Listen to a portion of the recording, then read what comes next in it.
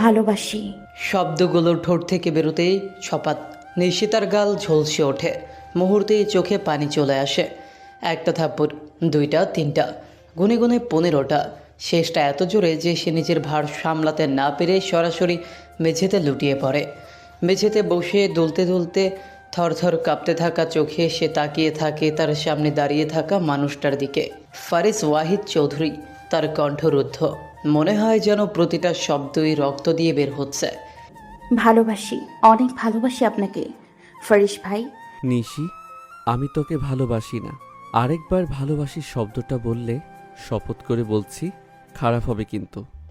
নিশিতা মাথা তুলে ফারিসের দিকে তাকায়, চোখে কেবল প্রশ্ন। আমি কি এতটাই খারাপ ফারিস ভাই? আমাকে কি সত্যিই ভালোবাসা যায় না?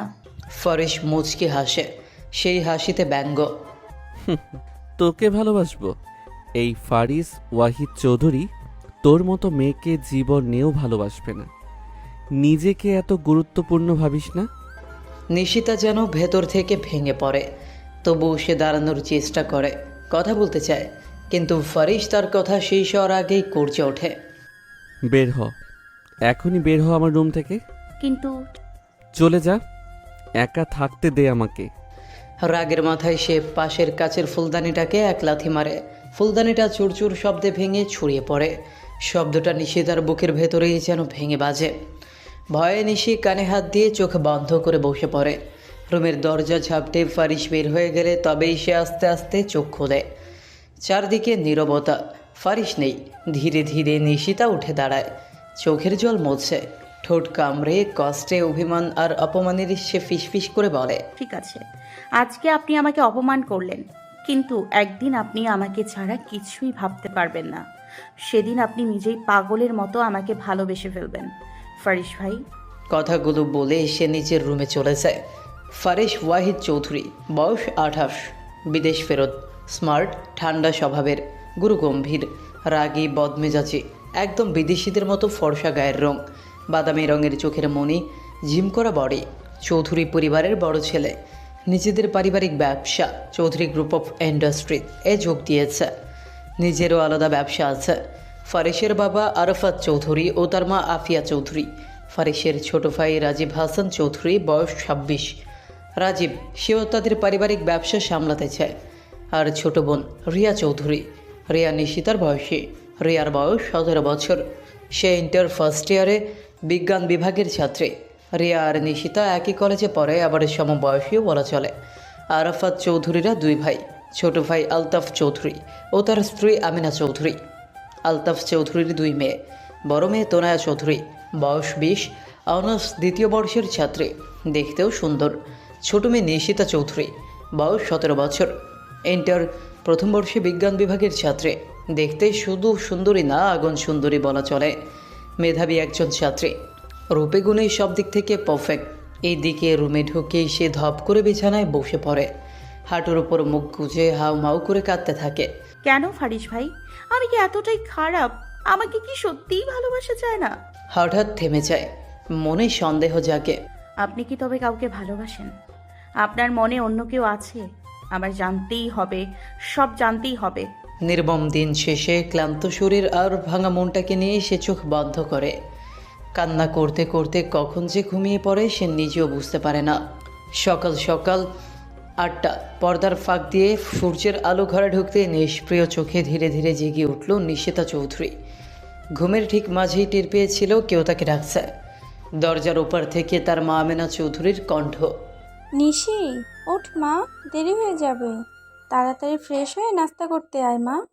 চোখ মেলে দেয়ালে থাকা ঘড়ির দিকে তাকাতেই ধাক্কা খেল নিশি। সকাল 8টা বাজে। কাল রাতে কান্নায় ভিজে ভিজে কখন ঘুমিয়ে পড়েছিল সে নিজেই জানে না। ফজরের নামাজও পড়ে উঠতে পারেনি, যা সে কখনো মিস করে না। দ্বিতীয়বার ডাকা মাত্র নিশি তাড়াহুড়ো করে বিছানা থেকে উঠে দরজা খুলে দেয়। দরজা খুলতেই আমেনা চৌধুরীর চোখে ধরা পড়ে তার মেয়ের লালচে চোখ আর ফোলা মুখ। কি হয়েছে তোর মা? তুই কি কান্না করছিলি? নিশি হালকা বিব্রত হেসে মাথা নিচু করে। না আম্মু, রাত জেগে পড়তে বসেছিলাম, তাই চোখ লাল হয়েছে। চিন্তা করো না। মেয়ে যা বলল সেটাই বিশ্বাস করে আমেনা চৌধুরী তার মাথায় হাত বুলিয়ে দিয়ে বলেন। ঠিক আছে, তাড়াতাড়ি রেডি হয়ে নাস্তা খেয়ে নে। এই কথা বলে তিনি নিচে চলে যান। নিশি আয়নার সামনে দাঁড়িয়ে বলে, নিজের চোখ দুটো দেখে বুকটা আবার কেঁপে ওঠে। কালকের কান্নায় চোখ দুটো স্বাভাবিকের থেকেও লালছে। আপনি কি সত্যি অন্য কাউকে ভালোবাসেন ফারিস ভাই? আবার নিজেই নিজেকে থামিয়ে দেয়। আজ কলেজের প্রথম দিন, দেরি করা যাবে না। নিজেকে সামলে গোসল করতে চলে যায়। অন্যদিকে নিচতলায় টেবিল ভর্তি গরম গরম নাস্তা সাজানো হচ্ছে। বাড়ির কাজের লোকেরা ব্যস্ত। ফারিস ওয়াহিদ চৌধুরী সকালে উঠেই জিম করেছে। জিম থেকে ফিরে লম্বা শাওয়ার নিয়ে এখন ফর্মাল শার্ট পরে একেবারে রেডি হয়ে নিয়েছে। এখন টেবিলে বসে ব্ল্যাক কফি হাতে মোবাইল স্ক্রোল করছে। তার মুখে সেই স্বাভাবিক গম্ভীর ভাব, যা কেউই ঠিক বুঝতে পারে না। একদম নিঃশব্দ, শুধু কফি কাপের ঠকঠক শব্দ। সিঁড়ি দিয়ে নেমে আসে রিয়া। টেবিলে বসতেই আমিনা চৌধুরী জিজ্ঞেস করেন, নিশি কোথায়? তখন গেলাম, বললো চলে আসবে, এখনো আসে নাই। রেডি হচ্ছি, আসবে এখন ছোটো মা। ঠিক তখনই নিশি সিঁড়ি দিয়ে নেমে আসে। তার পা থমকে যায় কিছুক্ষণের জন্য। ফারিস তার দিকে স্থির চোখে তাকিয়ে আছে। নিশির চোখ ওঠা মাত্রই ফারিস চোখ ফিরিয়ে মোবাইলে ডুবে যায়। নিশিও কোনো রকম রিয়ার পাশে গিয়ে বসে। আজ তার চোখে অপমানের কষ্ট, সত্যিকারের দুঃখ আর ঘৃণরাগ সবই মিশে আছে। কোথায় ছিলি? তোকে এতবার ডাকলাম। শাওয়ার নিতে গিয়ে দেরি হয়ে গেছে আম্মু। তারপর আর কেউ কিছু বলে না। সবাই নাস্তার দিকে মন দেয়। এর মাঝে চৌধুরী পরিবারের কর্তা আরাফাত চৌধুরী ফারিসের দিকে তাকিয়ে বলেন, আজ রিয়া আর নিশিকে কলেজে ড্রপ করে দিস, ওদের কলেজের প্রথম দিন। আজ আমার জরুরি মিটিং আছে বাবা, ড্রাইভার নিয়ে যাবে, বাড়িতে গাড়ির অভাব নেই। বাবার চোখে হতাশা ফুটলেও তিনি কিছু বলেন না। তিনি জানেন ছেলেকে জোর করে কিছু বলা যায় না। খাওয়া শেষ করে সবাই যার যার কাজে বেরিয়ে পড়ে। আরাফাত চৌধুরী, আলতাফ চৌধুরী, ফারিস ও রাজীব অফিসে, তনতার ভার্সিটিতে। রিয়া আর নিশিতা গিয়েছে কলেজে। কলেজে পৌঁছেও নিশির মন ভাঙা। ক্লাস শুরু হওয়ার আগে চুপচাপ বেঞ্চে বসে থাকে। রিয়ার একটি গুরুত্বপূর্ণ কল আসায় সে চলে যায়। ঠিক তখনই পাশে এসে বসে অহনা, তাদের ছোটবেলার বন্ধু। क्या हुआ मेरी জান? নিশি চমকে তাকায়। অহনা হেসে ফেলে। কি হয়েছে তোর নিশি, বল না। নিশি এবারও নীরব। অহনা তাকেই বুঝে যায় আজও নিশ্চয়ই ফারিস কিছু করেছে। কারণ অহনা খুব ভালো করেই জানে নিশি ফারিসকে কতটা ভালোবাসে। আর সেই ভালোবাসা আজ আবারও আঘাত পেয়েছে। সকালটা যেন কারো মন খারাপের রঙে রঙিন। আকাশে রোদ আছে, তবুও নিশির পৃথিবীটা অন্ধকার। কলেজের বেঞ্চে মাথা নিচু করে বসে আছে সে। কলেজের মাঠের দিকে তাকিয়ে থাকলেও চোখের দৃষ্টি যেন কোথাও নেই। তার মুখে ক্লান্তি, চোখে রাতের লুকানো কান্না আর মনের মধ্যে অনুতপ্ত ভালোবাসা। আহনার প্রশ্ন, নিশির নীরবতা। আহনা পাশে বসে তাকিয়ে থাকে নিশির দিকে। তার চোখের নীরবতা সে স্পষ্ট বুঝতে পারে। এত আপন বন্ধু, তবুও কথায় প্রকাশ করতে পারছে না অনুভূতি। কি হয়েছে বল না। নিশি চোখ নামিয়ে নেয়, কিছুই বলে না। তার ঠোঁট কাঁপে, কিন্তু শব্দ বের হয় না। দেখ নিশি, যদি না বলিস আমি কিন্তু রাগ করব। রাগ করলেও কিন্তু তোকে জড়িয়ে ধরেই কান্না থামাবো। এই কথা শুনে নিশি হালকা হেসে ফেলে। ঠিক হাসি নয়, বরং বুকের ব্যথা ঢাকার চেষ্টা। আহনা তাকিয়ে থাকে কিছুক্ষণ। ফারিস ভাই কিছু বলেছে? আজকে তাকে এমন লাগছে কেন? নিশি কিছু না বলে জানলার দিকে তাকিয়ে ফিসফিস করে। ভালোবাসি বলেছিলাম, তবে শাস্তি পেয়েছি। কি বলেছিস সামনাসামনি? আর সে আমাকে 15টা থাপ্পড় দিয়েছে। আহনার মুখ জমে যায়, চোখ বড় হয়ে ওঠে। কি বললি? থাপ্পড়? আবার 15টা? নিশি নিজের হাতের আঙুল শক্ত করে চেপে ধরে। হ্যাঁ, তারপর বলেছে সে আমাকে কখনো ভালোবাসবে না, আমার মতো মেয়েকে নাকি ভালোবাসবে না।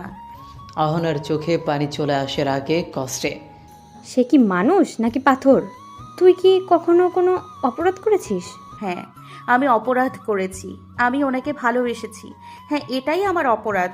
আমি আর পারছি না অহনা, আর না। কথাটা শুনে অহনা নিশির হাত ধরে বলে, ভালোবাসা কখনো অপরাধ না। অপরাধ করলে সে করেছে, তুই নয়। নিশি তবুও শান্ত, সে তর্ক চায় না। রাগ নেই, কারণ ভালোবাসা কখনো রাগ শেখায় না, কেবল কষ্ট সহ্য করতে শেখায়। সে দুঃখ নিয়ে তাকিয়ে বলে, তুই জানিস অহনা, আমি ওনাকে কখনো চাইনি, শুধু পছন্দ করেছি। আমি জানি না কবে ভালোবেসে ফেলেছি। হয়তো ওনার একটুখানি তাকানোই আমাকে বন্দি করেছে। আহনা তাকিয়ে থাকে। নিশির চোখে কোনো অভিযোগ নেই, শুধু আছে একটা হারিয়ে যাওয়ার ভীতি। তাদের ক্লাস শুরু হয়। ক্লাসে শিক্ষক প্রবেশ করেন। সবাই বই খাতা তৈরি করে। আহনা পড়ায় মন দেওয়ার চেষ্টা করে, কিন্তু নিশি সে খাতা খোলে, কিন্তু পাতা ঝাপসা, শব্দগুলো মিলিয়ে যায়, বর্ণেরা অচেনা হয়ে ওঠে। বোর্ডে স্যার সমীকরণ লিখছে, কিন্তু নিশির মন মনে মনে সমাধান করছে। সে কি সত্যিই কাউকে ভালোবাসে, নাকি আমার ভাবটা ভুল? তার বুকের ভেতর প্রশ্নের চট বাঁধে। ফারিস ভাই কি কাউকে ভালোবাসে? ফারিস ভাই কি আমাকে অপমান করলো কারণ তার জীবনে কেউ আছে? নিশি উত্তর খুঁজে পায় না।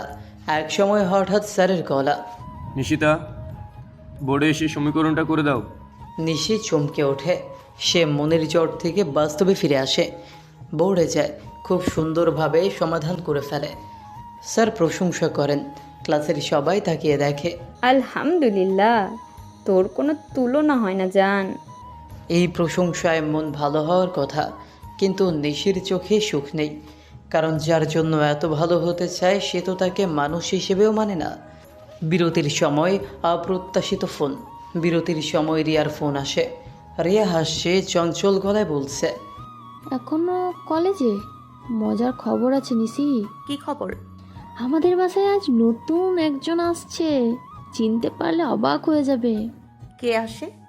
ফারিস ভাইয়ের শৈশবের ফ্রেন্ড, মানে তার বাগদত্তা, বাংলাদেশে এসেছে। নিশি যেন কিছু শুনতে পেল না। বিশ্বটা হঠাৎ শূন্য হয়ে গেল। শব্দগুলো তার কানে বাজের মতো পড়ে। বাগদত্তা, বাগদত্তা, বাগদত্তা। আহনা চমকে নিশির অবস্থা দেখে ফোন কানে নেয়। কে? কার বাগদত্তা? আমাদের ফারিস ভাইয়ের, তার ছোটবেলার ফ্রেন্ড, আমাদের আরিশা আপুকে ভুলে গেছিস? যার সাথে আবু ফারিস ভাইয়ার বিয়ে ঠিক করে রেখেছিল। ফোন কেটে যায়। অহনা স্থির হয়ে বসে থাকে। নিশির মুখে কোনো ভাষা নেই। তার ঠোঁট শুকনো, চোখের ভেতর পানি জমে উঠছে। আমি ফারিস ভাইকে হারিয়ে ফেলেছি। আমি তো কখনো তার ছিলামই না। তাই তো বলি, কেন আমাকে রিজেক্ট করলো? আমি আমি পাগল, তাই না?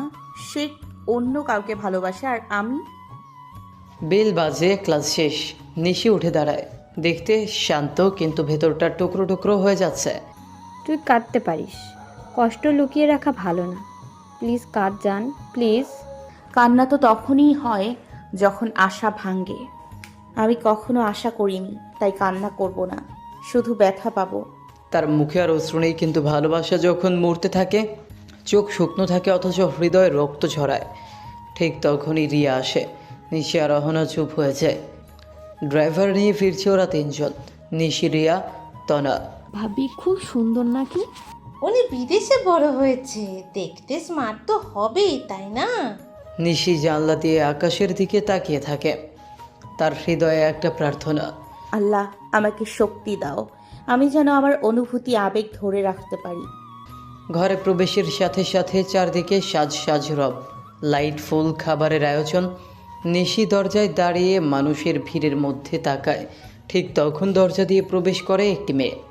সাদা রঙের গাউন, খোলা চুল, মুখে হালকা হাসি, হাতে ব্যাগ, আর তার পাশে দাঁড়িয়ে আছে ফারিস ওয়াহিদ চৌধুরী। আজ সে অন্যরকম। কোনো রাগ নেই, কোনো কড়াকড়ি নেই। তার চোখে শান্তি, তার কণ্ঠে কোমলতা, কিন্তু তার মুখে সেই স্বাভাবিক গম্ভীর ভাব যা কেউই ঠিক বুঝতে পারে না। Welcome home Arisha. Thank you Faris. সবাই হাত তালি দেয়, উল্লাস, হাসি। আর ঠিক সেই মুহূর্তে ভিড়ের মাঝখানে দাঁড়িয়ে নিশি বুঝতে পারে তার ভালোবাসা আজ সত্যিই চোখের আড়ালে। দূরে দাঁড়িয়ে খুব ধীরে সে শুধু বলে, তাহলে এটাই হলো আমাকে রিজেক্ট করার মেইন কারণ, তাই না? আর আমি আপনার যোগ্য না। তার চোখে পানি ঝরে না, শুধু হৃদয়টাই ভেঙে যায়। ঘরে অদ্ভুত উত্তেজনা ভেসে আছে। নিশি দূর থেকে ফারিস আর আরিশাকে দেখছে। আরিশা ফারিসের সাথে কথা বলায় ব্যস্ত, মাঝে মাঝে তার হাত ফারিসের বাহুতে রাখছে। ফারিস, তুমি কখন থেকে ফোনে স্ক্রল করছো? আমি একাই কথা বলছি, তুমি তো কিছুই বলছো না। ফারিস চুপচাপ ফোনে স্ক্রোল করতে থাকে আর কথাগুলো উপেক্ষা করে। নিশির চোখ ভেঙে যায়। এত কাছাকাছি ফারিস আর আরিশা, আর সে আর কোনো অংশ হতে পারছে না। সে কান্না করতে চায় না, তবুও চোখের পানি বাধা মানছে না। টপ টপ করে লোনা জল গড়িয়ে গালে পড়ে। সহ্য করতে না পেরে নিশি দ্রুত সিঁড়ি দিয়ে ওপরে তার রুমে চলে যায়। দরজা আটকিয়ে দেয়, নিজের মনকে শান্ত করার চেষ্টা করে। এরই মধ্যে রিয়া আরিশার কাছে আসে। ভাবি, তোমাকে তো খুব সুন্দর লাগছে। আরিশা হালকা নেকাভাবে ধন্যবাদ জানায়। আমার সাথে পরিচিত হলে তবে তোমার আরও দুটো ননদ আছে। ফারিস এই কথার মাঝেই ফোন স্ক্রোল বন্ধ করে দেয়। মনে হয় কিছু একটা ভাবল, তারপর অন্যদিকে চলে যায়। Why not? রিয়া তনয়াকে ডেকে আনে। আরিশা হাত বাড়িয়ে দেয় হ্যান্ডশেক করার জন্য। তানিয়াও খুশি হয়ে হাত বাড়ায়। দুজনের মধ্যে বন্ধুত্বপূর্ণ কথাবার্তা শুরু হয়। তোমার কিন্তু আরও একটা ননদ আছে ভাবি। নিশি কোথায়? তোমার সঙ্গে পরিচয় হয়নি? আমি খুঁজে নিয়ে আসছি নিশিকে।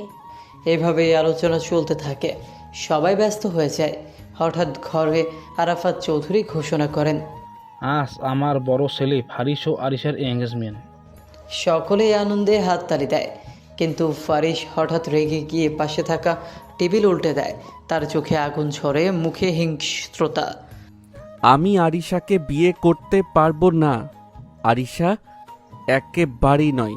আমাকে না জানিয়ে আমার এঙ্গেজমেন্টের আয়োজন করে ফেলেছেন। কেন কেন কেন? হোয়াই? জোরে চিৎকার করে সে। আরিশার মুখ ফ্যাকাশে হয়ে যায়, চোখে পানি জমে। রেগে গিয়ে সে ব্ল্যাক কোট খুলে ছুঁড়ে ফেলে। আজকে সে ফর্মাল ড্রেসে মারাত্মক সুন্দর লাগছিল। ফারিস চুপচাপ বাইরে চলে যাওয়ার জন্য পা বাড়ায়। চোখে হিংসা চল শক্ত। ফারিস, তুমি এটা করতে পারো না।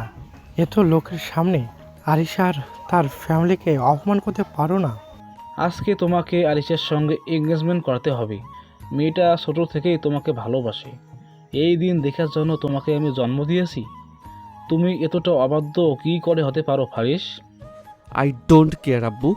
তোমরা কি একবারও আমাকে বলছো? আমি আরিশাকে কেবল ফ্রেন্ড মনে করি, নাথিং এলস। আমি ওকে বিয়ে করতে পারবো না। এই বলে সে গটগট পায়ে বাসা থেকে বের হয়ে যায়। আরাফাত চৌধুরী আর কিছু বলেন না। সবাই চুপচাপ তার যাওয়ার দিকে তাকিয়ে থাকে। আমরা কি এখানে মজা দেখতে এসেছি? আমাদের অপমান করার জন্য ডাকা হয়েছে? এই বিয়ে ফারিস কি ক্যান্সেল করবে? আমি নিজেই ক্যান্সেল করছি। এই বলে তারা চৌধুরী বাড়ি থেকে বেরিয়ে চলে যায়। আরিশাকে টানতে টানতে এদিকে নিশি নিজের রুমে এসে কান্না করতে করতে ওয়াশরুমে চলে যায়। দরজা আটকে শাওয়ার চালিয়ে দেয়। কেন ফারিস ভাই, আমার সাথে কেন এটা করলেন? আমি সবটা দিয়ে আপনাকে ভালোবেসেছি। আমার দোষটা কোথায়? আপনাকে ভালোবাসাটাই কি দোষ? আমাকে সত্যিই ভালোবাসা যায় না? কেন এত কষ্ট দিলেন আমাকে? প্রায় 1 ঘন্টা শাওয়ার নিয়ে দাঁড়িয়ে কান্না করার পর নিশি রুমে ফিরে আসে। আয়নার সামনে দাঁড়িয়ে চোখ লাল, মুখ ফ্যাকাশে, চুপচাপ বিছানায় বসে পড়ে। রাত তখন ঠিক 12টা। নিশি তার বেডে বসে চোখের পানি ঝরিয়ে যাচ্ছে। মাথায় একটাই কথা ঘুরপাক খাচ্ছে। এতক্ষণ হয়তো তার ফারিস ভাই আর আরিশা আপুর এঙ্গেজমেন্ট হয়ে গেছে। আমি হেরে গেলাম, আমার ভালোবাসা হেরে গেল। ইয়া আল্লাহ, আমাকে শক্তি দাও। কিভাবে আমি সহ্য করব? শক্তি দাও আল্লাহ, আল্লাহ শক্তি দাও। তার বুকের মধ্যে একটা অদৃশ্য ব্যথা যেন হৃদয়কেও মুঠো করে চেপে ধরেছে। এমন সময় বাইরে থেকে রিয়া আর তনা বারবার দরজায় নক করতে থাকে। বেশ কয়েকবার ধাক্কা দেওয়ার পরেও কোনো সাড়া না পেয়ে তারা জোরে চিৎকার করে, নিশি, দরজা খোল। ভাবনায় ডুবে থাকা নিশির এবার হুঁশ ফিরে আসে। সে তাড়াতাড়ি ওয়াশরুমে গিয়ে মুখে পানি দেয়, তাওয়াল দিয়ে মুখ মুছে দরজার দিকে এগিয়ে গিয়ে খুলে দেয়। দরজা খোলার সাথে সাথে তনা ঢুকতে চাইলে তাকে পাশ কাটিয়ে রিয়া দ্রুত ঘরে ঢুকে পড়ে। এত দেরি করলি কেন? সেই কখন ডাকছি। আমি শাওয়ার নিচ্ছিলাম। রিয়া নিশির বেডে বসতে বসতে মুখ গোল করে বলল, ও, তা এত রাতে কিছু হয়েছে নাকি? আর তুই আরিশা ভাবির সাথে দেখা না করেই চলে এলি কেন? আমরা কত খুঁজলাম তোকে। আমার প্রচণ্ড মাথা ধরেছিল, তাই চলে এসেছি। তা ফারিস ভাইয়ের এঙ্গেজমেন্ট হয়েছে? না, আর জানিস, এঙ্গেজমেন্টে অ্যানাউন্সমেন্ট করার সাথে সাথেই ফারিস ভাইয়া রেগে গিয়ে বাসা থেকে বের হয়ে গেছে। ব্যাপারটা শুনে নিশির দ্বিধাভরা মনে খুশির স্রোত বয়ে যায়। এঙ্গেজমেন্ট হয়নি, কিন্তু সাথে সাথে মনে নতুন প্রশ্ন জাগে। ফারিস ভাই এটা করলেন কেন? কোথায় গেলেন? সে তৎক্ষণাৎ জিজ্ঞেস করলো। তাহলে তিনি কোথায় গেলেন? কিছু না বলেই রেগে বাড়ি থেকে চলে গেল। আচ্ছা নিশি, তুই ঘুমা, আমরা আসি, অনেক রাত হয়েছে। আচ্ছা আপু, ওরা যেতেই নিশিতা দৌড় দিয়ে চলে যায় ব্যালকনির দিকে। নিচে তাকাতেই দেখে ফারিসের পছন্দের মার্সিডিজ বেঞ্চ গাড়িটা নেই। সে বুঝে গেল ফারিস ভাই গাড়ি নিয়ে বেরিয়েছেন। নিশির মন আরও ভারী হয়ে ওঠে। এদিকে ফারিস রাগে ক্ষোভে সে এক লেকের পাশে গিয়ে দাঁড়িয়ে আছে। গাড়ি থেকে নেমে সিগারেট ধরিয়েছে। সে সাধারণত সিগারেট খায় না, কিন্তু রাগ হলে খায়। আকাশে কোনো চাঁদ নেই, চারদিকে নিস্তব্ধ রাত। হোয়াই আপু, হোয়াই? কেন এটা করলে? আরিশা আমার ছোটবেলার ফ্রেন্ড, ওকে আমি কখনোই ওইভাবে ভাবিনি। ইম্পসিবল। শেষ কথাটা শেষে তার কণ্ঠ নরম হয়ে যায়। একটা সূক্ষ্ম হাসি ফুটে ওঠে মুখে। এদিকে নিশিতা তার ফারিস ভাইয়ের জন্য অপেক্ষা করতে করতে নিজের পড়ার টেবিলে মাথা রেখে ঘুমিয়ে পড়ে।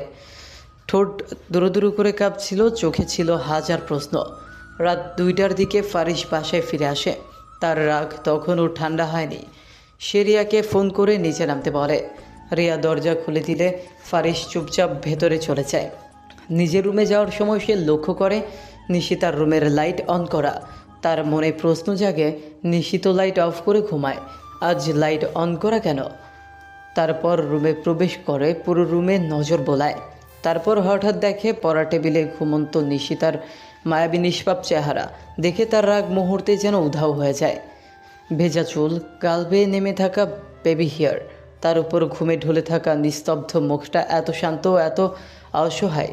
ফারিস ধীরে ধীরে তার চুলগুলো কানের পেছনে কুঁচে দেয়। নিজের অজান্তেই বলে, কি আছে এমন তোর এই মায়াবী মুখে যা আমাকে এতটা টেনে আনে? হঠাৎ তার চোখ পড়ে গালের দাগে। সে হাত দিয়ে আলতো ছুঁয়ে দেখে। তারপর নিশিকে কোলে তুলে বেডে শুইয়ে দেয়। চাদর টেনে দিয়ে এসির পাওয়ার কমিয়ে চুপচাপ বেরিয়ে যায়। সকালে নিশিতা ঘুম থেকে উঠে অবাক হয়ে দেখে সে বেডে। কখন, কিভাবে? সে তো তার পড়া টেবিলেই ঘুমিয়ে গিয়েছিল। বেডে আসলো কি করে? কিন্তু সব ভাবনা ছেড়ে সে নামাজ পড়ে নেয়। তারপর পড়তে বসলে বুঝতে পারে মন বসছে না। হঠাৎ মনে পড়ে রাতে ফারিস ভাই বাড়ি থেকে বের হয়ে গিয়েছিল। তখন ঘড়ির দিকে তাকিয়ে দেখে সকাল 9টা। তারপর ভাবে ফারিস ভাই কি রুমে আছে? একবার গিয়ে দেখে আসা উচিত নয়? অনেক দ্বিধা ভয়, মনটা ধুক ধুক করছে। অবশেষে সাহস সঞ্চয় করে ফারিসের রুমের দিকে হাঁটা দেয়। দরজা পর্যন্ত গিয়ে হাত তোলে। যদি বকা দেয়? বুকে হাত চেপে গভীর শ্বাস নিয়ে অবশেষে দরজায় নক করে নিশি ফারিসের রুমের দরজায় নক করে একবার, তারপর কি মনে করে হাত দিয়ে একটু ঠেলতেই দরজাটা একটু হেলে গেল। নিশি বুঝতে পারল দরজাটা আধ খোলা করে রাখা। তার মনে সন্দেহ জাগে, ফারিস ভাই কি ঘরে নেই, নাকি এখনো ঘুমাচ্ছে? ধীরে ধীরে ভেতরে ঢুকলো কোনো শব্দ না করে। রুমে প্রবেশ করতে সবার আগে দৃষ্টি স্থির হয়ে যায় বেডের দিকে। ফারিস খালি গায়ে বেডের উপর হয়ে ঘুমিয়ে আছে। কোমর পর্যন্ত কমফোর্টার টানা, ফর্সা ত্বকে জিম করা পেশিগুলো স্পষ্ট। মুখটা এক সাইডে বেঁকে আছে, যার দরুন ঠোঁটচোরা বালিশের সাথে লেগে গোল হয়ে গেছে। যেন কোনো রাগী মানুষ না, বরং শান্ত কোমল এক শিশুর মতো মুখ। ড্রিম লাইটের আলোয় আরও স্পষ্ট মায়াবী লাগছে। নিশির চোখ আটকে রইল সেখানে। ঘুমিয়ে থাকলে মানুষটাকে এত শান্ত লাগে, এটাই কি সেই রাগী, জেদি, বদমেজাজি ফারিস ভাই? সে ধীরে ধীরে বেডের পাশে বসে আরও কিছুক্ষণ নীরবে তাকিয়ে রইল। নিজের হাতটা বাড়িয়ে ফারিসের কপাল স্পর্শ করতে গিয়ে দেখে ফারিস হালকা নড়ে উঠছে। তাড়াতাড়ি করে উঠে যেতে লাগলো নিশি। অন্যদিকে ফারিস টের পায় রুমে কেউ আছে। ঘুমের ভেতর নিজের কাছাকাছি পরিচিত কারো শরীরের ঘ্রাণ নাকে আসতে ঘুমের ব্যাঘাত ঘটল। সে হাত বাড়িয়ে নিশির কবজি শক্ত করে ধরে এক টান দেয়। হঠাৎ টান পড়ায় নিশির সাথে সাথে তার ভারসাম্য ধরে রাখতে না পেরে ধপ করে ফারিসের বুকের ওপর আছড়ে পড়ে গেল। এতক্ষণ ফারিস আধঘুম অবস্থায় নিশির হাত ধরে টান দিলেও নিশি ওর বুকের ওপর পড়তে চোখ তুলে নিশির দিকে তাকালো। নিশিও হঠাৎ পড়ে চাওয়ায় ভয়ে ভয়ে মুখ তুলে তাকাতেই দুজনের চোখাচোখি হয়। এক মুহূর্ত স্থির নীরবতা। দুইজনের চোখের দিকে কতক্ষণ তাকিয়ে আছে সেই দিকে খেয়াল নেই। তারপর নিশির ধ্যান ভাঙল, গম্ভীর কর্কশ স্বরে বলে, তুই আমার রুমে কি করছিস? কে বলেছে আসতে? মানে আপনি কাল রাগ করে চলে গিয়েছিলেন, তাই দেখছিলাম আপনি ফিরেছেন কিনা। নিশিকে এইভাবে নিজের এত কাছে পেয়ে কেমন যেন লাগছে, নিজেকে কোনো রকম সামলে নেয়। এভাবেই আমার উপরে শুয়ে থাকবি নাকি? ওঠ, আলুর বস্তা। না এইভাবে পড়ে থাকবে বেহায়া মানুষ? ধমকে ও অপমানে নিশি তড়িঘড়ি উঠে দাঁড়ায়। যা, বের হয়ে যা আমার রুম থেকে। কতবার বলেছি আমার রুমে আসবি না, মনে নেই তোর? তাও আবার রাতের বেলায় আমার রুমে এসেছিস। সাহস কত তোর? বের হ এখনই। অপমানে ভয়ে চোখের কোণা ভিজে ওঠে নিশির। মনে হয় চরের ব্যথা ভুলে গেছিস। আর এক মুহূর্ত না দাঁড়িয়ে নিশির চোখে টুইটুম্বুর পানি নিয়ে রুম থেকে বের হয়ে নিজের ঘরে গিয়ে দরজা লাগিয়ে দেয়। বিছানায় বসে কান্না ভেজা কণ্ঠে নিজের মনেই বলে, কেন এমন করেন আপনি? আমি কি এতটাই বিরক্তিকর আপনার কাছে? এমন সময় রিয়া দরজায় নক করে। নিশি চমকে উঠে তাড়াতাড়ি করে ওয়াশরুমে গিয়ে চোখে মুখে পানি দেয়। কান্না থামিয়ে চোখ মুছে দরজা খুলে দেয়। কি হয়েছে তোর? চোখ মুখ এমন কেন? এমনি পড়ছিলাম, পরীক্ষার টেনশন। রিয়া তৎক্ষণাৎ বিষয় পাল্টায়। আজ শাড়ি পরবি? চল না দুজন শাড়ি পরে ছবি তুলি। প্রথমে না করলেও রিয়ার জেদের কাছে হার মানে সে। তারপর শাড়ি পরতে রাজি হয়। তারপর রিয়া আবার বলল, তানিয়া আপু শাড়ি পরতে রাজি হয়নি, তাই আজ শুধু আমি আর তুই শাড়ি পরবো, আর ছবি তুলবো আমাদের গার্ডেন এরিয়াটাতে, কেমন? আচ্ছা ঠিক আছে। তারপর রিয়া রেডি হতে চলে গেল। ফারিস এদিকে ঘুম থেকে উঠে ঠান্ডা মাথায় একটা লম্বা শাওয়ার নেয়। ফর্মাল ড্রেসে রেডি হয়ে নাস্তা সেরে অফিসে চলে যায়। দুপুর গড়িয়ে বিকেল। নিশি ফ্রেশ হয়ে আলমারি খুলে তার পছন্দের সুতির নীল শাড়ি বের করে। শাড়িটা গায়ে জড়াতেই রূপ যেন আরও ফুটে ওঠে। আয়নার সামনে বসে কপালে ছোট্ট কালো টিপ, চোখে কালো কাজল, ঠোঁটে হালকা লিপ গ্লস, নীল কালারের শাড়িতেও হালকা মেকআপে অনেক বেশি সুন্দর লাগছে তাকে। নিজের প্রতিচ্ছবি দেখে কাপা গলায় ফিসফিস করে, মন্দ লাগছে না। ঠিক তখন রিয়া ঘরে ঢুকে বিস্মিত দৃষ্টিতে বলে, ওফ নিশি, তুই তো একেবারে নীল পরি। নিশি লজ্জায় হাসে, রিয়াকে প্রশংসা করে। রিয়াকেও কালো সুতির শাড়িতে খুব সুন্দর লাগছে। দুজনেই নিচে নামে। তাদের দেখে আফিয়া চৌধুরী খুশিতে মুখে হাসি ফুটে ওঠে। মাশাল্লাহ, আমার মেয়েগুলোকে কত সুন্দর লাগছে। তাহলে এত সাজুগুজু করে কোথায় যাওয়া হচ্ছে শুনি আপনাদের? মা, আমরা ছবি তুলতে বাগানের দিকে যাচ্ছি, চলি? আচ্ছা ঠিক আছে, সাবধানে যা, তাড়াতাড়ি চলে আসিস। এই বলে তিনি রান্নাঘরে চলে গেলেন। তারপর নিশি আর রিয়া বাগানে ছবি তুলতে চলে যায়। রিয়া একপাশে নিজের ছবি তুলতে ব্যস্ত, আর নিশি তার নিজের মতো করে চুপচাপ একপাশে হয়ে দাঁড়িয়ে আছে। এই সময় ফারিস বাসায় ফিরে। নিজের প্রিয় মার্সিডিজ বেঞ্চ থেকে নামতেই তার চোখ আটকে যায় গার্ডেনের দিকে দাঁড়িয়ে থাকা নীল শাড়ি পরা সে মেয়েটির দিকে। নিশির চোখে কাজল, ঠোঁটে লিপ গ্লস, মুখের ভেজা চুল বাতাসে উঠছে। ফারিস হঠাৎ থমকে যায়। হৃদস্পন্দন যেন একটু বেশি দ্রুত। শ্বাস ভারী হয়ে আসে, তবুও চোখ সরাতে পারে না। তারপর ফারিসের মুখ থেকে আপনা আপনি নীলাম্বরী শব্দটা আপনা আপনি বের হয়ে যায়। ঠিক তখনই নিশি ফিরে তাকায় সামনের দিকে, সাথে সাথে দুজনের চোখাচোখি হয়ে যায়। নিশি এক দৃষ্টিতে ফারিসের দিকে হা হয়ে তাকিয়ে আছে। সে কি সত্যি দেখছে? ফারিস তার দিকে তাকিয়েছিল। নিশির নজর তার দিকে ফিরতেই ফারিস তড়িঘড়ি করে দৃষ্টি ফেরায় এবং দ্রুত ভেতরে চলে যায়। নিজের রুমে গিয়ে দরজা আটকে দেয়, কারণ সে নিজেই বুঝতে পারছে না কেন এমন হলো, কেন নিশি তার দিকে এইভাবে তাকিয়েছিল। এই দিকে নিশি ফারিসের যাওয়ার দিকে তাকিয়ে আছে। কি হলো? লোকটার হঠাৎ করে এমন করে চলে গেল যেন চুরি করে ধরা পড়েছে, সেই জন্য এমনভাবে চলে গেল। রিয়া ছবি তুলছে একের পর এক। তারপর নিশির দিকে তাকিয়ে বলে, কিরে নিশি, কোথায় হারালি? ভেতরে যাবি না? রিয়ার কণ্ঠ পেয়ে নিশি তার ধ্যান ভাঙে। না, চল বাড়ি যাই, আর ভালো লাগছে না। তারপর নিশি এবং রিয়া বাড়ির ভেতরে চলে যায়। আর নিশি রুমে ফিরে শাড়ি ভাঁজ করে আলমারিতে রাখে এবং মনে মনে একটা প্রশ্ন পুরে পুরে উঠতে থাকে। ফারিস ভাই সত্যি কি আমার দিকে তাকিয়েছিলেন? কেন? তিনি তো আমাকে ভালোবাসেন না, তাহলে কেন? আর ওভাবে পালিয়ে যাওয়ার কি মানে? আর বেশি ভাবতে পারে না। অনেক ক্লান্ত থাকায় দরজা বন্ধ করে বিছানা গুছিয়ে শুয়ে চোখ বন্ধ করে ফেলে।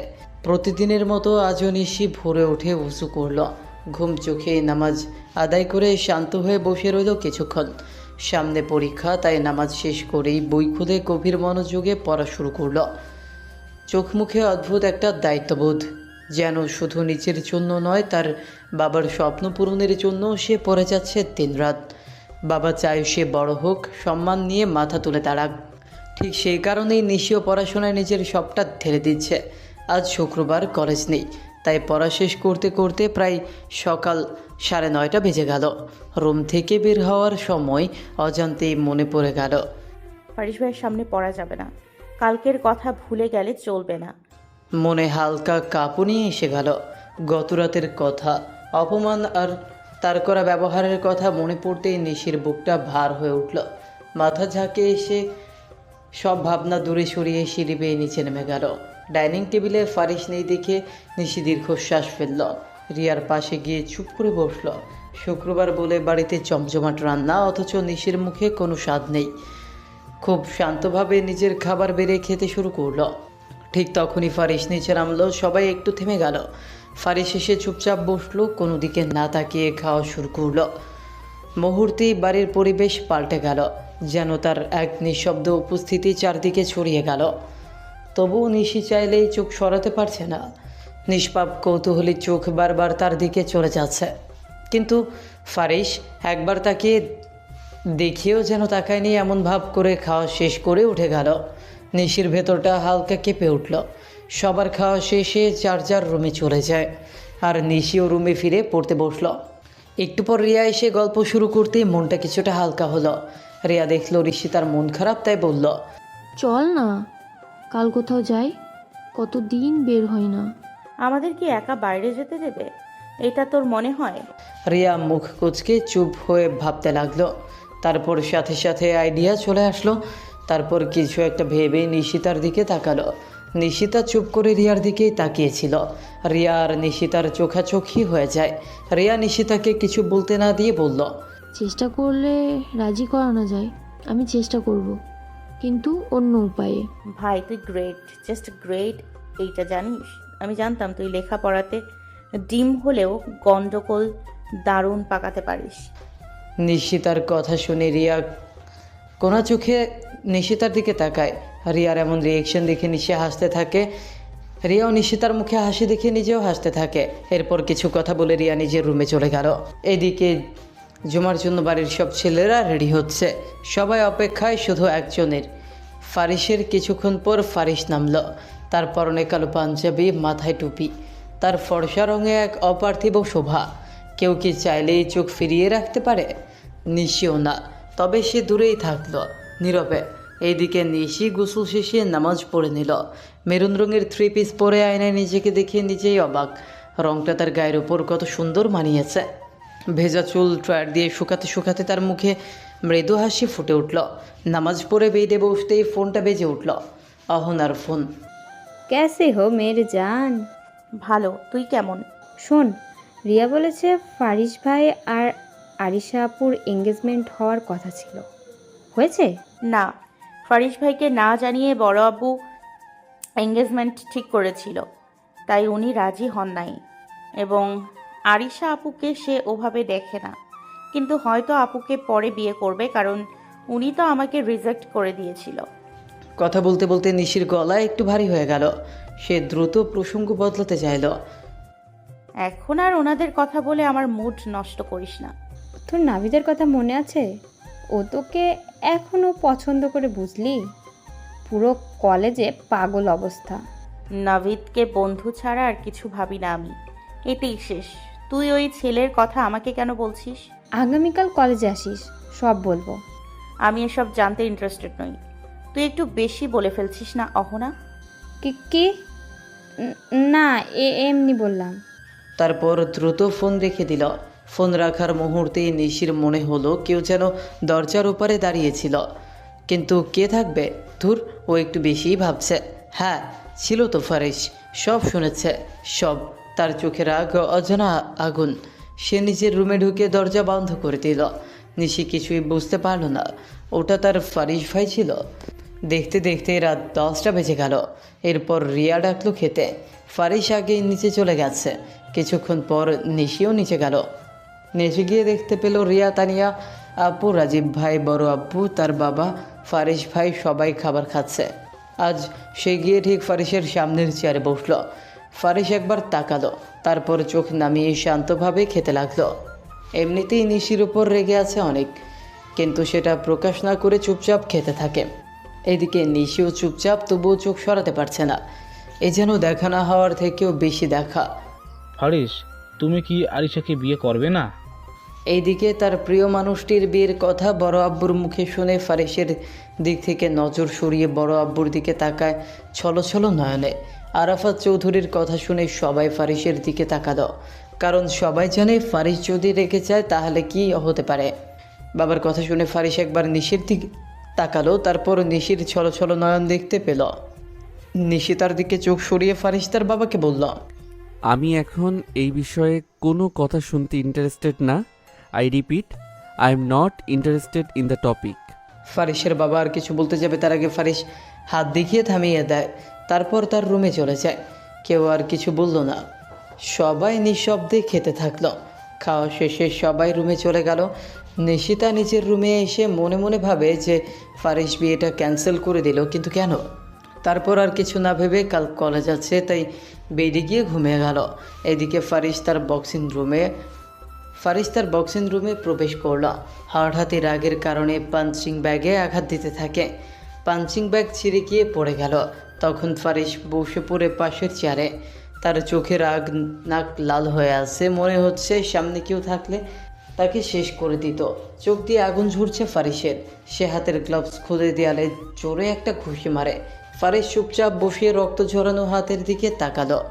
কোথাও কোনো কষ্ট নেই, শুধুই রাগ, চোখে আগুন, মুখে কঠোরতার ছাপ। কেন নিশি? মনের গভীর থেকে অদ্ভুত এক প্রশ্ন। হঠাৎ সে জোরে চিৎকার করলো, নিজের কণ্ঠেও রাগের অঘ্রণ। তার হাতের কিছুটা অংশ কেটে রক্ত বের হচ্ছে, কিন্তু তার কোনো খেয়ালই নেই। তুই ওই মাদার বাস্টারের নাম নিলি? কিন্তু হাত বাড়িয়ে কোনো আঘাত করলো না। আমি তোকে আঘাত করব না, কিন্তু তুই ওকে পছন্দ করিস? ফারিস নিজেকে ধরে রাখলো এবং মৃদু একটি সূক্ষ্ম হাসি ফুটলো তার মুখে। ঠিক আছে, জাস্ট ওয়েট অ্যান্ড সি। এবার তুই ফারিস ওয়াহিদ চৌধুরীর নতুন রূপ দেখবি। শাওয়ার শেষে ফারিস হাতে ব্যান্ডেজ করে বিছানায় শুয়ে পড়ে। রাগের আগুন এখনও নেভেনি, কিন্তু ঠান্ডা মাথায় ভাবছে কিভাবে নিজেকে নিয়ন্ত্রণ করবে। নিশি ভোরে উঠে আজও শেষে নামাজ পড়ে। আজ তার মন ভালো, তাই পড়াশোনায় মনোযোগ আরও বেশি। ঘড়িতে তাকিয়ে দেখে 8টা বেজে গেছে। দ্রুত শাওয়ার নিতে চায়। শাওয়ার শেষে নিচে নেমে দেখলো মা আমেনা চৌধুরী উপস্থিত। আজ তোর মুখটা খুব প্রাণবন্ধ দেখাচ্ছে মা।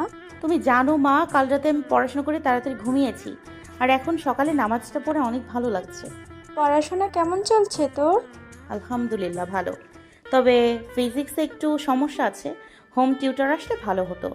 ঠিক আছে, আমি তোমার বাবার সঙ্গে কথা বলছি। এবার দ্রুত খেয়ে নে, কলেজেও যেতে হবে।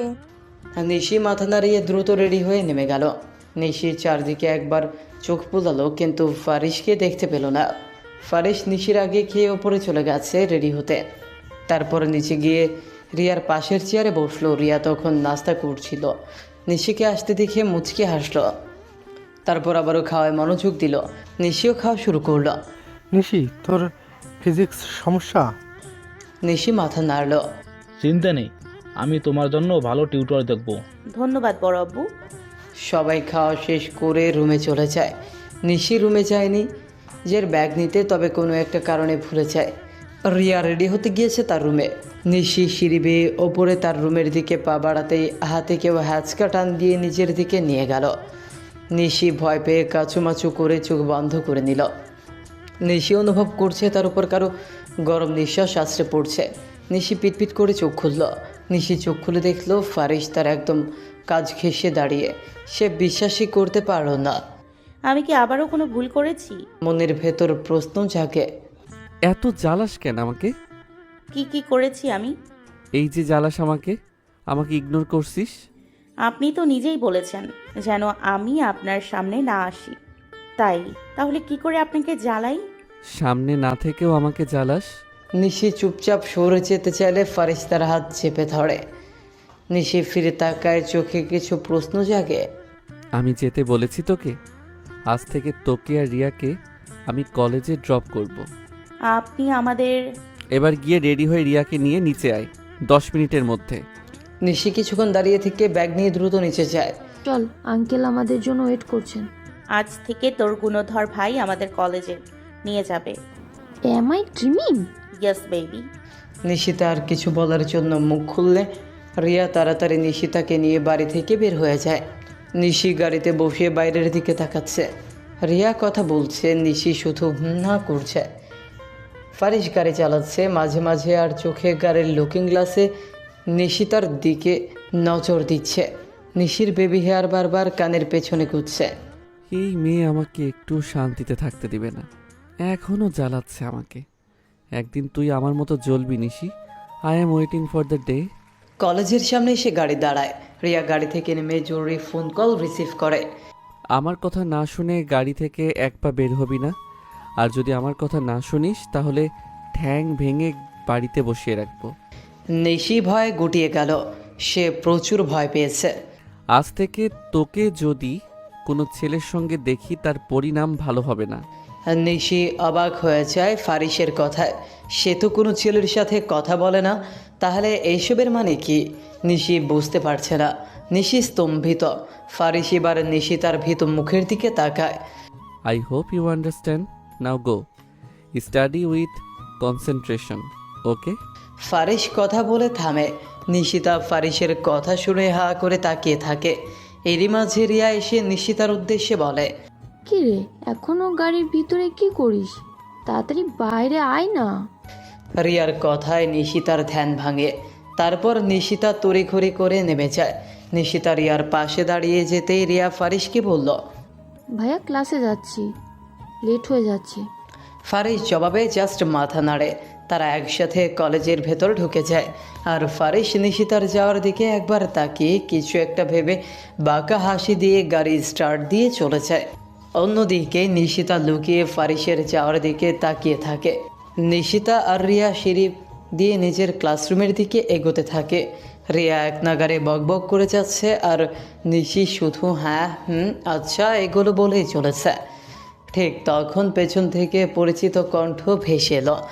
দুজনেই ঘুরে তাকাতে মুখে হাসি ফুটে উঠল। অহনা সিঁড়ি বেয়ে হাঁপাতে হাঁপাতে উঠছে। আমাকে না নিয়ে চলে যাচ্ছিস কেন? আরে না রে, চল, ক্লাস শুরু হয়ে যাবে। তিনজন একসাথে ক্লাসরুমে ঢুকলো। কয়েক মিনিট পর স্যার ঢুকলেন। স্যার এসে বই বের করে আজকের টপিক আলোচনা করা শুরু করলো।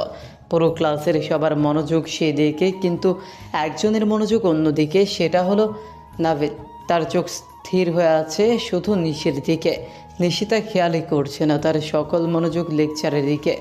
আহনা স্যারের দেওয়া লেকচার মনোযোগ দিয়ে শুনছিল, আর হাতে একটা কলম নিয়ে 2 আঙুলের সাহায্যে ঘোরাচ্ছিল।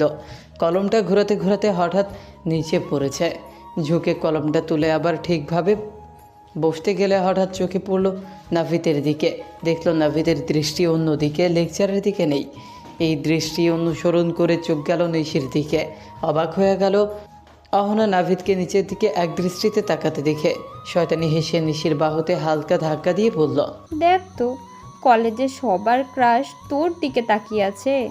হঠাৎ লেকচারে মনোযোগে ব্যাঘাত ঘটায় অহনার কথায় বিরক্ত হয়ে নিশি ভ্রু কুচকে নিচু স্বরে বলল, আমি কি করব আজব? আর নাভিদ সবার ক্রাশ হতে পারে, আমার না, আন্ডারস্ট্যান্ড? গলায় অদ্ভুত দৃঢ়তা। অহনা ভয় পেয়ে চুপ করে গেল। ক্লাস শেষে 3 বান্ধবী ক্যান্টিনে গেল। এক সাইডে একটা টেবিলে 3 জন বসলো। বসার সাথে সাথে অহনা খাবার অর্ডার দিল। ঠিক তখন নাভিদ এসে একটা চেয়ার টেনে নিশির সামনে বসলো। সবাই নাভিদের দিকে তাকালো, ওকে হঠাৎ ওদের ভেতরে এসে বসতে দেখে। সবাই অবাক হলেও কোনো কিছু বুঝতে না দিয়ে নাভিদকে নিজেদের মতো কথা বলা শুরু করলো। তুই কিছু খাবি? রিয়া জিজ্ঞেস করতেই নিশি ছোট করে বলল, না। নাভিদ গলা খাকারে দিয়ে মনোযোগ আকর্ষণ করলো ওদের দিকে। প্রথমে ভালো মন্দ জিজ্ঞেস করার পর এক ধ্যানে কথা বলেই যাচ্ছে। প্রশংসা, স্নেহ, ইশারায় তার অনুভূতি বোঝাচ্ছে। নিশি বিরক্ত হয়ে উঠে ক্যান্টিন থেকে বেরিয়ে গেল। নিশিকে এইভাবে যেতে দেখে নাভিদের বকবকানি অফ হয়ে গেল। নিশির পিছু নিল কলেজ গেটের সামনে। পেছন থেকে নাভিদ দৌড়ে এসে নিশিকে থামালো। Nishi, I love you, I really love you. নিশির অস্থির হয়ে গেল, চোখ মুহূর্তেই কঠিন হয়ে গেল। সে নাভিদের দিকে তাকিয়ে চিৎকার করে উঠল। প্লিজ স্টপ, আর একটা কথা বলবি না। আমি তোকে ভালোবাসি না। কেউ ফ্রেন্ড হলেই তাকে প্রেমিক ভাবা যায় না। I hope you understand. আর তুই আমার জাস্ট ফ্রেন্ড, আর কিছু না। বলার সাথে সাথে এক মুহূর্ত দাঁড়ালো না, সে দ্রুত পায়ে চলে গেল। নাভি তো হতবুদ্ধির মতো দাঁড়িয়ে রইল। রিয়া রহনা এসে সব দেখল। দিল্লি তো মেয়েটাকে ডাক দিয়ে, এখন কোথায় যাবে কে জানে। ওরাও দৌড়ে গেল, কিন্তু নিশি নেই। সে অনেক দূরে চলে গেছে। রিয়া চিন্তিত হলো। আহনারও চিন্তা হচ্ছে মেয়েটা কোথায় গেল। রিয়া আর ওয়েট না করে ফারিসকে কল দিল। ফারিস তখন ইম্পর্টেন্ট মিটিংয়ে ছিল, 10 কোটি টাকার ডিল। তার ফোনে রিয়ার কল আসছে, দেখল। সে পাত্তা না দিয়ে আবারও মিটিংয়ে মনোযোগী হলো। নিশি ফারিসকে ফোনে না পেয়ে অনবরত কল করতে থাকলো। প্রথমে বিরক্ত হলেও ফারিস এবার কিছুটা চিন্তিত হলো। সে ভাবলো নিশি তার কিছু হয়নি তো। ফারিস দ্রুত ফোনটা রিসিভ করলো। কি হয়েছে, এমন করে কল করছিস কেন? ভাইয়া, নিশি রেগে কলেজ থেকে বের হয়ে গেছে। কোথায় গেছে পাচ্ছি না। এক মুহূর্তে ফারিসের বুকটা ঠান্ডা হয়ে গেল, আবার জ্বালাও ধরল। রিয়ার কথা শুনে ফারিসের মনে হলো তার হৃদয়টা কেউ টেনে খামচে ধরেছে। সেই সময় নষ্ট না করে দ্রুত পায়ে বেরিয়ে যেতে গেলে, স্যার, এটা আমাদের 10 কোটি টাকার ডিল। প্লিজ স্যার, মিটিং শেষ করুন, না হলে আমাদের কোম্পানির অনেক লস হয়ে যাবে স্যার। ফারিসের চোখ দিয়ে যেন আগুন বের হচ্ছে। সে নিহানের শার্টের কলার ধরে বলল, চুলোই যাক 10 কোটি টাকার মিটিং, এখন তোমার ফাকিং কথা শোনার মতো টাইম নেই আমার। তাই বলে সে গট গট পায়ে চলে গেল। ফারিস দ্রুত তার মার্সিডিজ বেঞ্চে উঠে বসল। হাই স্পিডে গাড়ি চালিয়ে নিশিকে খুঁজতে শুরু করলো। ফারিসের মাথায় শুধু একটাই চিন্তা, তার হার্টবিট ঠিক আছে তো, কোনো বিপদ হয়নি তো। সে মার্সিডিজ চালিয়ে পাগলের মতো রাস্তায় ছুটে গেল, শুধু একটা ভয় নিয়ে, হার্টবিট ঠিক আছে তো। এইদিকে নিশি তখন রাগের মাথায় কলেজ থেকে বের হলেও এখন কিছুটা ভয় লাগছে। ফোনেও চার্জ নেই। রাস্তায় অন্ধকার নামছে, চারপাশে কেউ নেই। হঠাৎ দেখলো রাস্তার পাশে কিছু বখাটে। ভয় বাড়তে লাগলো। ছেলেগুলো যাতে ওকে না দেখে সেই জন্য এক পাশ দিয়ে দ্রুত হাঁটতে যাচ্ছিল, কিন্তু সেই রক্ষা বোধহয় হলো না। ছেলেগুলোর চোখে ঠিকই পড়ে গেল দ্রুত হাঁটা অবস্থায়। এমন সময় একজন তার হিজাব টেনে খুলে দিল। টান দিয়ে খুলে দেওয়ায় পিনটা গলায় ফুটলো। জায়গাটা চামড়া ছিঁড়ে সাথে সাথে রক্ত বের হলো। সেদিকে তোয়াক্কা না করে পেছন ঘুরে একবার তাকিয়ে নিশি ছুটতে লাগলো। নিশি এভাবে দৌড়ে পালাতে দেখে ছেলেগুলো পেছন থেকে বলে উঠল, এত রাতে সুন্দরী কোথায় যাবে? নিশি আরও দ্রুত দৌড়াতে লাগলো, আর ছেলেগুলো নিশি তার পিছু নিতে থাকলো। হঠাৎই একটা গাড়ির সামনে পড়ে যেতে যেতে চোখ বন্ধ করলো। গাড়ির ব্রেক কষে ফারিস গাড়ি থেকে ছুটে এসে চেঁচিয়ে উঠল, স্টুপিড গার্ল, সেন্স নেই তোর, মরতে চাস? নিশি ফারিসকে দেখে চোখ দুইটা চকচক করে উঠল। নিশি কিছু বলতে যাচ্ছিল, ঠিক তখন বখাটে ছেলেটা পেছন থেকে হাত ধরে টান দিল।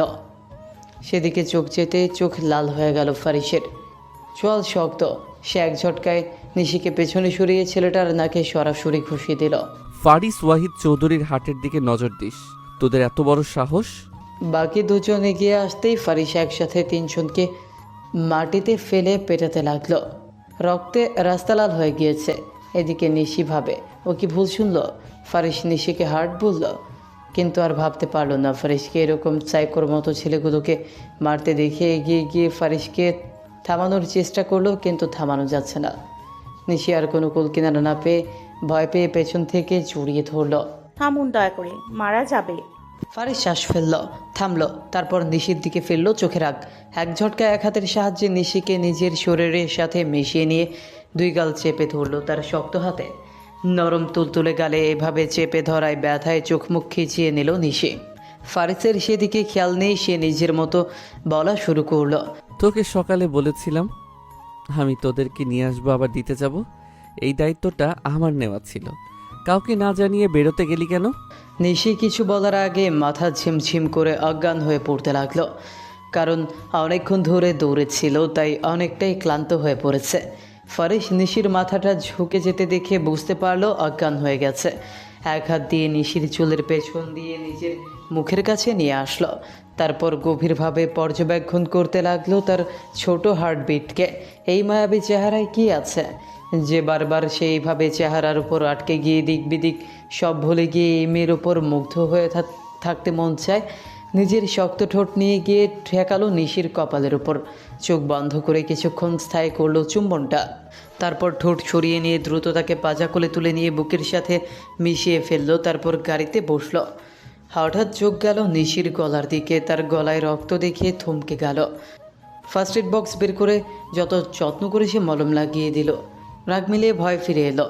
কি করে বোঝাবো তোকে আমার যদি কোনো দুর্বলতা থাকে সেটা তুই? নিশি আধাকান অবস্থায় তাকিয়ে আছে তার দিকে। তার চোখে ভয় আবার আশ্রয়ের মতো শান্তিও। সে বিশ্বাস করতে পারছে না যে ফারিস ভাই তাকে এতটা যত্নে আগলে রেখেছে। ফারিস নিশিকে নিজের বুকে আগলে নিল। সিট বেল্ট লাগিয়ে তার আবার কপালে গম্ভীর চুমু এঁকে বলল, you are my unhealthy obsession and I will protect you my heartbeat. এদিকে ফারিসের ব্লাস্টের বলা কথাগুলো নিশি শুনতে পেল না। তারপর নিশিকে কোলে রেখে এক হাতে নিশির মাথা রেখে বুকের সাথে আগলে রেখেছে, আরেক হাত দিয়ে গাড়ি ড্রাইভ করছে বাড়ির দিকে যাওয়ার উদ্দেশ্যে। নিশিকে কোলে নিয়ে ফারিস দ্রুত গাড়ি চালাচ্ছিল। এদিকে তার বাবার কল আসে। ফারিস রেগে না গিয়ে গাড়ি একদিকে থামিয়ে এক হাত দিয়ে নিশির মাথাটা নিজের বুকের সাথে আগলে ধরে আরেক হাত দিয়ে ফোনটা হাতে ধরে শান্তভাবে ফোনটা রিসিভ করে। অপর পাশে আরাফাত চৌধুরী চরম বিরক্ত। তুমি কোথায় ফারিস? 10 কোটি টাকার ডিল ছেড়ে কোথায় গেছো? যদি নিহান আমাকে ফোন না দিত আমাদের বিশাল লস হয়ে যেত। ফারিস তখন আর সহ্য করতে পারল না। I don't care about that. Arafat Chowdhury ফারিসের এমন ডোন্ট কেয়ার ভাব দেখে আরও রেগে বললেন, তুমি কি আমার সাথে মজা করছো? আপনার সাথে মজা করার সম্পর্ক আমার যে মজা করব? কি বলছো? ঠিকভাবে কথা বলো। আমি তোমার বাবা হই, ভুলে যেও না। সব খুলে বলো, কেন এমন করছো? বাড়ির একটা মেয়ের নিরাপত্তার চেয়ে 10 কোটি টাকা বেশি ইম্পর্টেন্ট না, আশা করি আপনি বুঝবেন। বলে সে কল কেটে দিয়ে পাশে টান মেরে ফেলল। আরাফাত চৌধুরী হতবাক হয়ে গেল। ছেলের কথা কিছু বুঝতে না পেরে চিন্তিত হলেন। অন্যদিকে ফারিস এবার দৃষ্টি দিল নিশির মুখের দিকে। ছোট বিড়াল ছানার মতো ওর বুকে পড়ে থাকা মেয়েটা ঘুমন্ত অবস্থায় আরও মায়াবী লাগছে। নিজের হাত বাড়িয়ে নিশির গালে রেখে হাত বোলাতে লাগলো। আর কবে বড় হবি তুই? এখন বাচ্চাদের মতো বিহেভ করিস। কিছু সময় ধরে তাকিয়ে থেকে আবার গাড়ি চালানো শুরু করলো। কিছুক্ষণের মধ্যে মার্সিডিজ বেঞ্জ গাড়িটা চৌধুরী ভিলার সামনে দাঁড়ালো। ফারিস নিশিকে কোলে তুলে নিয়ে বাড়ির ভেতরে প্রবেশ করলো। বাড়ির ভেতর সাধারণ দিনের মতোই শান্ত পরিবেশ, কিন্তু সেই শান্তি ভেঙে গেল হঠাৎই ফারিসের কোলে অজ্ঞান প্রায় অবস্থায় নিশি তাকে দেখে সবাই এক মুহূর্তে থমকে গেল। চোখ মুখ ফ্যাকাশে হয়ে আসলো আমিনা চৌধুরী আর আফিয়া চৌধুরীর। দুজনেই দ্রুত দৌড়ে এগিয়ে এলো। আমিনা চৌধুরী মেয়েকে এমন অবস্থায় দেখে তার বুকের ভেতরটা হঠাৎ করে থেমে গেছে। রিয়াও কিছুক্ষণ আগেই বাড়িতে ঢুকেছে। তানিয়া নেই, বন্ধুদের সাথে বাইরে গেছে। আর পুরুষ সদস্যরা আফতাব চৌধুরী, আলতাফ চৌধুরী আর রাজীব সবাই অফিসে। ফলে পুরো বাড়িটা শুধু 3 জনেই আছে, আমিনা চৌধুরী, আফিয়া চৌধুরী আর রিয়া। নিশিতার এইরকম অসহায় অবস্থা দেখে ঘাবড়ে গেলেন দুজনেই, আফিয়া চৌধুরী আর আমিনা চৌধুরী। ফারিসের কোল থেকে নামিয়ে নিশিতাকে সোফায় শুইয়ে দিল। আর শুইয়ে দেওয়ার সাথে সাথে কান্না জুড়ে দিলেন অসহায়ের মতো আমিনা চৌধুরী। মেয়েটার নিস্তেজ হাতটা শক্ত করে ধরে বলতে লাগলেন, নিশি, চোখ খোল মা, কি হয়েছে তোর? আমিনা চৌধুরী এবার ফারিসের দিকে তাকিয়ে জিজ্ঞেস করলেন, কি হয়েছে নিশির? ফারিস, ছোট আম্মু শান্ত হও, কিছু হয়নি, দুর্বলতার কারণে অজ্ঞান হয়েছে। বলেই নিশিকে আবার কোলে তুলে নিল। তারপর সে নিশিকে রুমে নিয়ে গিয়ে শুইয়ে দিল। পেছন পেছন বাকি সবাইও গেল। কিছু সময় পর ডাক্তার এসে দেখে গেছে, ইঞ্জেকশন দিয়েছে এবং কিছু ঘুমের ঔষধ রেখে গেছে। কিন্তু রুমে সবাইকে ভিড় করে দাঁড়িয়ে থাকতে দেখে ফারিস বিরক্ত হয়ে সবাইকে বের করে দিল। কেউ কিছু বলল না, শুধু আমেনা চৌধুরী কিছু বলতে গেলে ফারিস থামিয়ে দেয়। আমি আছি ছোট আম্মু। তখন আমেনা নিশ্চিন্ত হয়ে চলে গেলেন। ফারিস দরজা বন্ধ করে নিশির পাশে বসল। মেয়েটার মুখ ফ্যাকাশে, চোখের নিচে ক্লান্তির ছাপ। সে নিশির মাথায় হাত বুলিয়ে দিতে দিতে নিজের মুখটা এগিয়ে নিয়ে এসে নিশির ঠোঁটের উপর শুকনো একটা চুমু এঁকে দিল। কি এমন হলো হার্টবিট? কলেজ থেকে এভাবে রেগে চলে এলি? যদি তোর কিছু হয়ে যেত, আমি বেঁচে থাকতাম? তার কণ্ঠে ছিল ভয়, হারানোর ভয়। তুই শুধু আমার রাগ দেখিস, আমি আর কিভাবে ভালোবাসা প্রকাশ করব? আসলেই কি এটা ভালোবাসা? সে নিশির ঠোঁটে আবার হালকা করে চুমু দিল। ঠিক তখনই তার চোখে পড়ল নিশির কবজিতে কালো দাগ।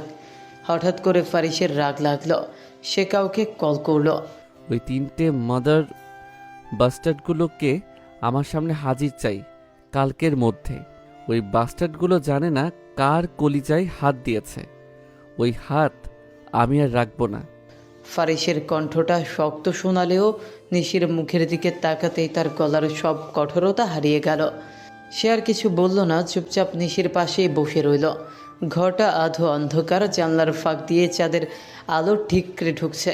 নিশি গভীর ঘুমে, মাঝে মধ্যে নিঃশ্বাসের ওঠানামাটা যেন ফারিসের বুকের ভেতর ঢেউ তুলছিল। হঠাৎ নিশি ঘুমের ঘরে বিড়বিড় করে কিছু বলল। ফারিস একটু এগিয়ে এলো।